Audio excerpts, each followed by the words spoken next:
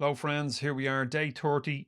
Finally got here. It's taken a while, probably longer than I would have liked. However, I persevered and we got here. So, we've covered the 9 mental skills over 30 sessions. This is day 30.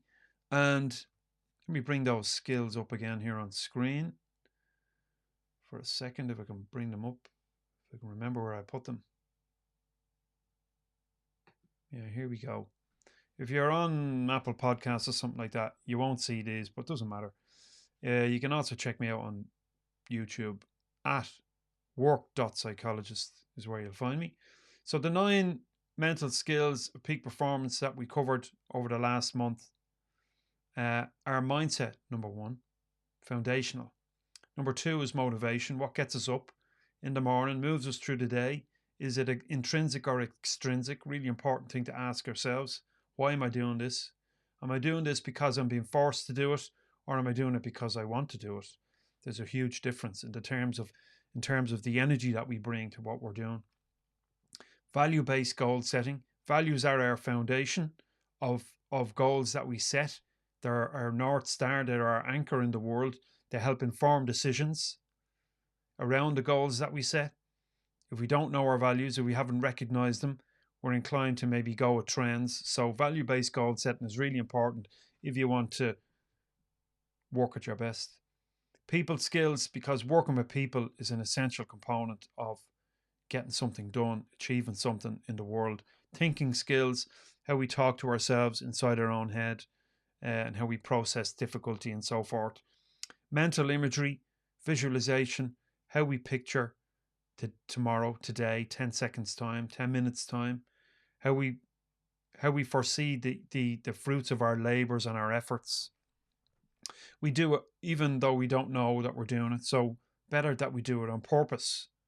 Formula One drivers know this. Elite athletes, Olympic athletes know this. Elite sports people everywhere know this. Maybe even business people know this too.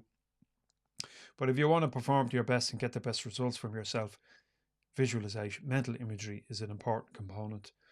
Anxiety management, because anxiety is simply a part of living.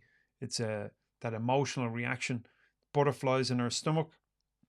We either read it as a cue that we're ready to go, or it's a cue to find a back door and escape.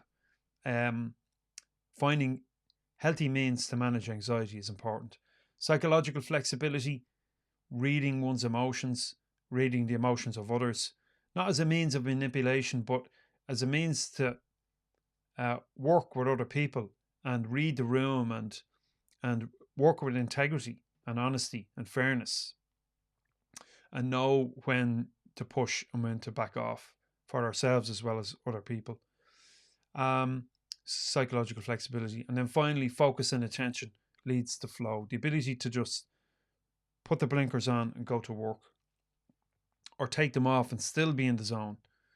They're the 9 skills developed from the work of notable psychologists such as Martin Seligman, Carol Dweck, Angela Duckworth, Margaret Cairn, Stephen C. Hayes, Jack Lessick, and many others. Mihai Csikszentmihalyi, author of Flow. So I'm bringing all this material together. I've been reading and studying all of this work for quite a number of years. I use it myself in private practice. When I'm working with somebody, it's these nine mental skills that we go to work on, even though I might not be explicit about it initially. Some people work better with a framework, other people maybe not so much, but this is what we're working towards. Developing these 9 mental skills allows us do our work to an efficient degree, to a more professional degree, to do it in such a way as to enjoy it, to do it in a healthy way,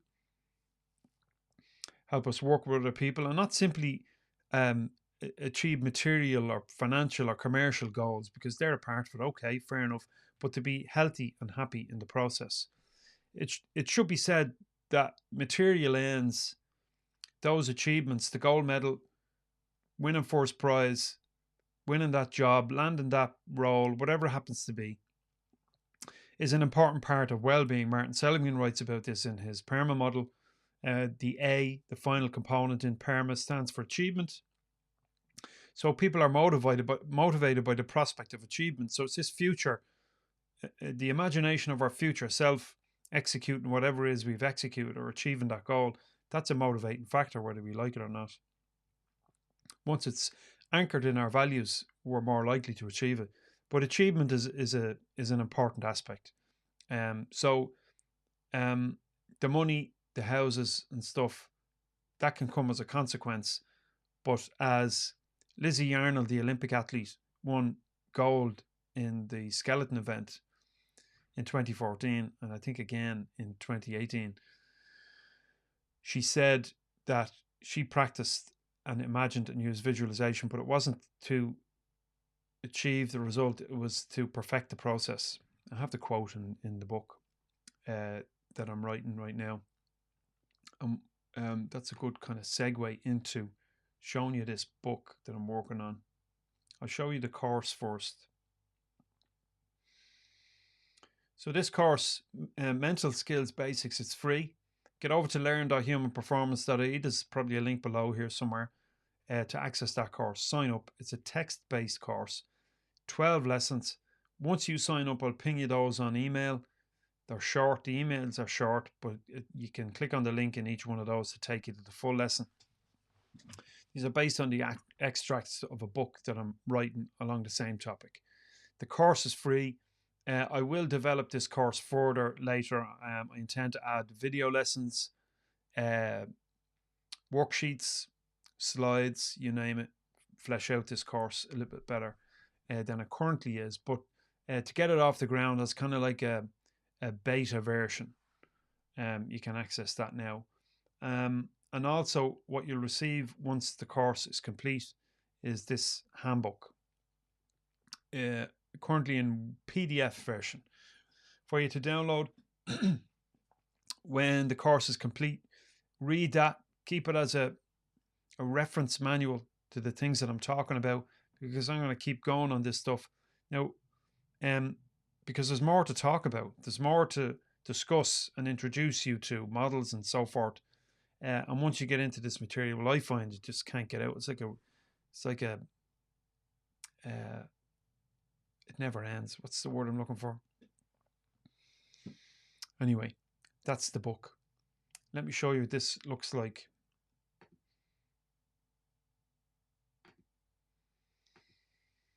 Okay, so this is the current version of the book. This is in Word. You'll get it in PDF.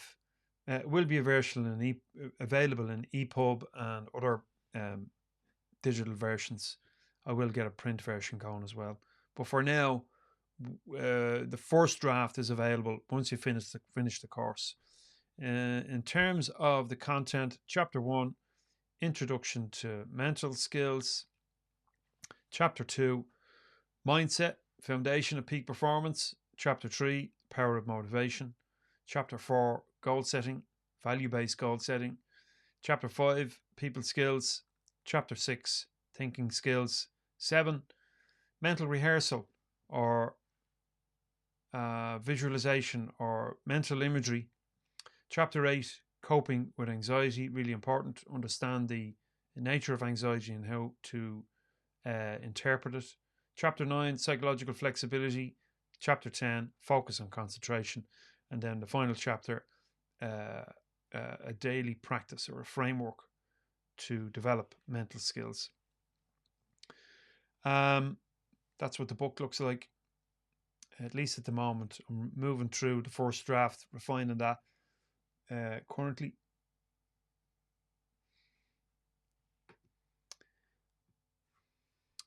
So, if you'd like to learn more about mental skills, hit the link below in the description and you'll get through to that free course and the PDF ebook available at the end of the course. And I was thinking recently, and in particular on Sunday, I had a live call with a couple of members of the Peak Performer community, which a link to which you will also get below in the description. I got thinking about the whole connection between work, business, whatever it is, and stress and anxiety and burnout. And it's something that a lot of people experience to varying degrees. And a lot of time we tend to find solutions. You know, most people will bounce back pretty well from adversity, but there are a large chunk of people who don't.